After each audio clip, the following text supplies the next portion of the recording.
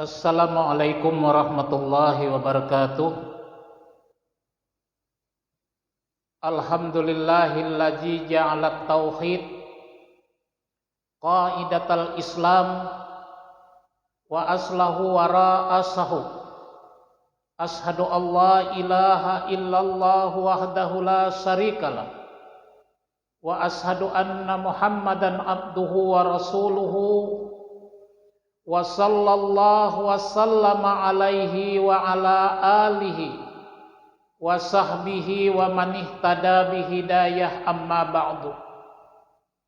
Bapak-bapak, saudara-saudara jamaah Masjid At-Taqwa yang ulun hormati, alhamdulillah pada kesempatan malam hari ini kita masih dibimbing oleh Allah untuk datang ke tempat yang mulia ini guna menuntut ilmu pengetahuan agama Islam.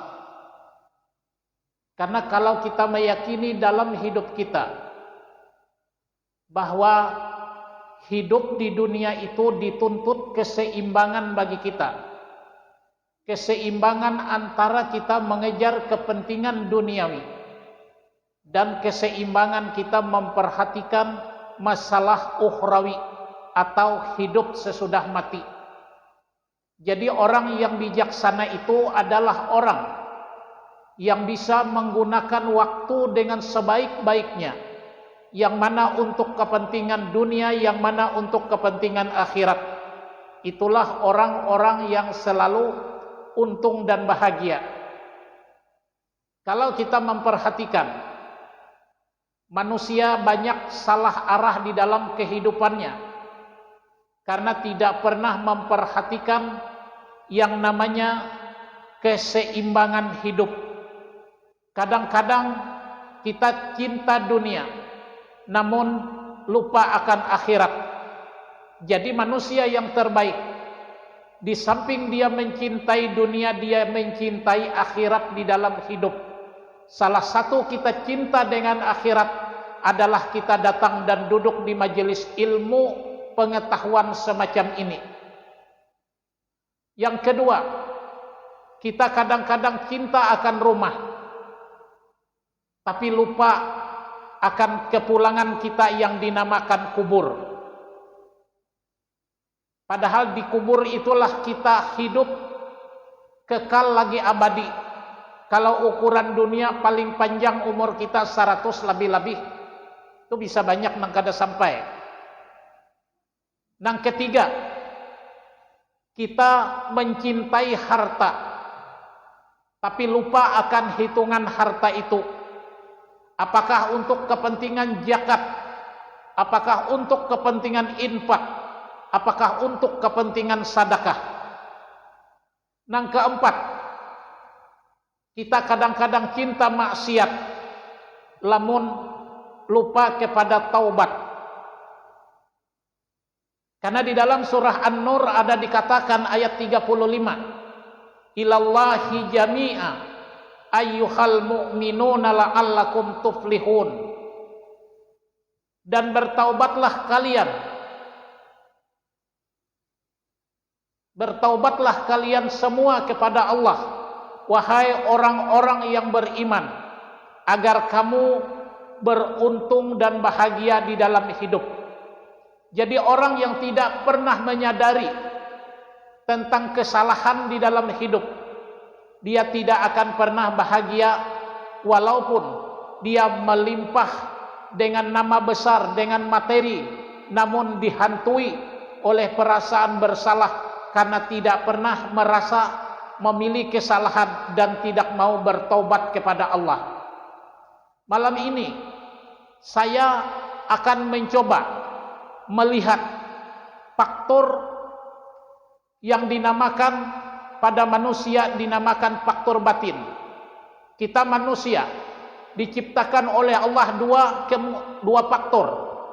Satu faktor zahir. Ini bisa dilihat, bisa dirasakan dan bisa diraba.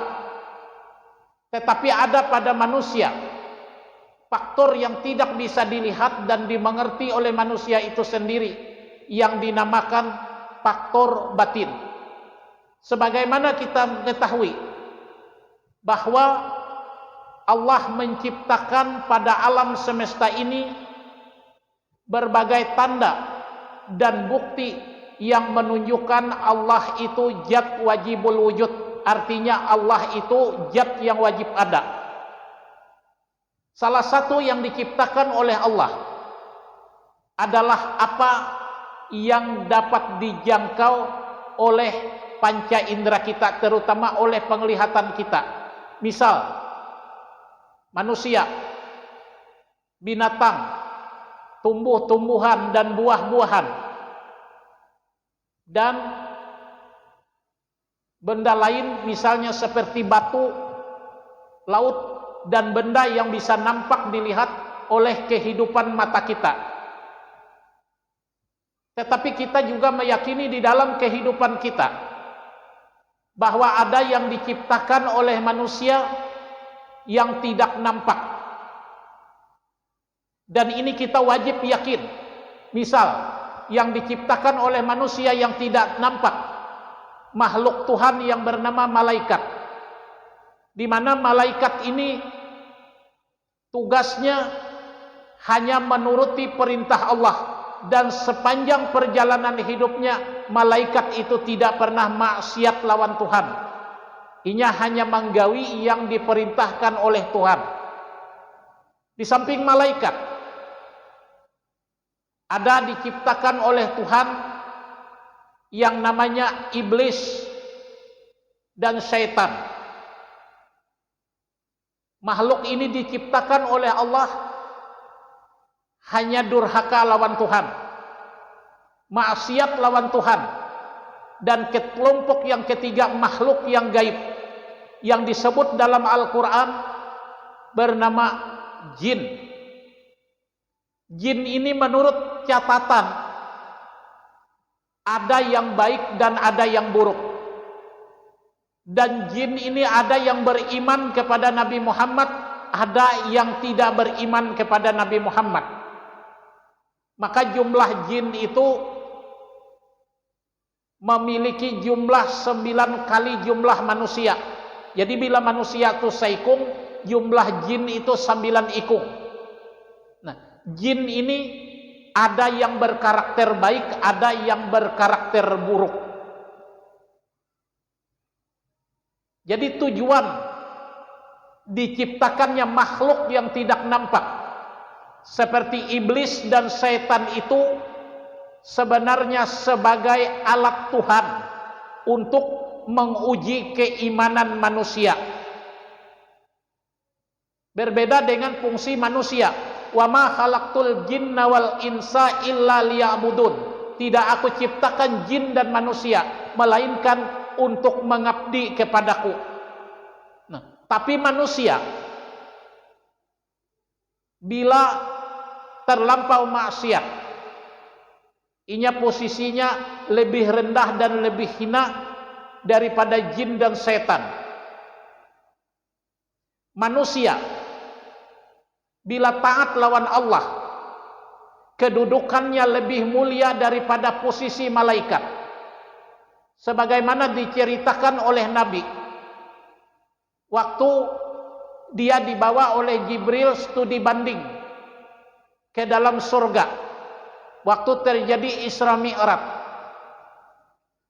Nabi melihat di dalam surga seorang pria yang rupawan, bungas luar biasa. Sampai ujar Nabi batakun lawan Jibril, itu siapa wahai Jibril? Penghulu malaikat maka bungas macam itu? Ujar Jibril, kada wahai Nabi, orang itu bagian daripada umat engkau. Jadi ujar Nabi batakun kurang lawan Jibril, sampai sehebat itu apa garang gagawiannya di dalam dunia? Ujar Jibril menjawab, itu gambaran daripada umat engkau nang taat lawan Allah waktu hidup di dunia. Nah, jadi kalau manusia itu baik di dunia, maka dia melebihi derajatnya daripada malaikat yang diciptakan oleh Allah.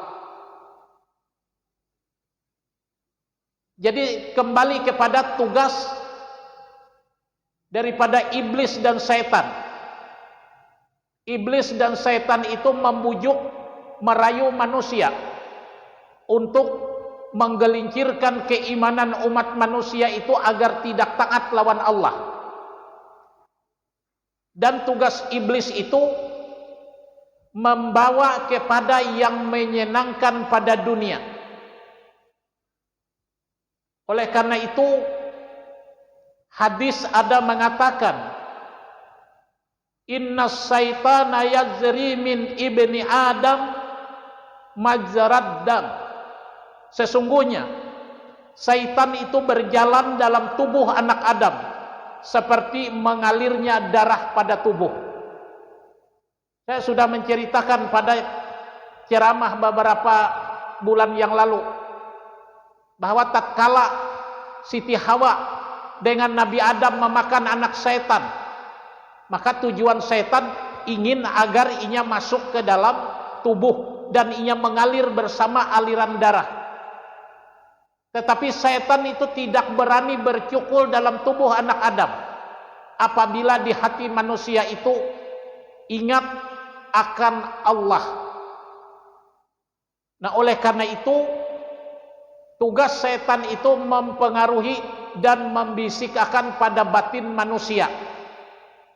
Malam ini kita berbicara tentang masalah bisikan-bisikan batin, apa yang mempengaruhi pada manusia. Karena kalau batinnya baik, insya Allah manusia itu akan baik. Kalau batinnya buruk, insya Allah perjalanannya akan tersesat. Nah, yang perlu kita diketahui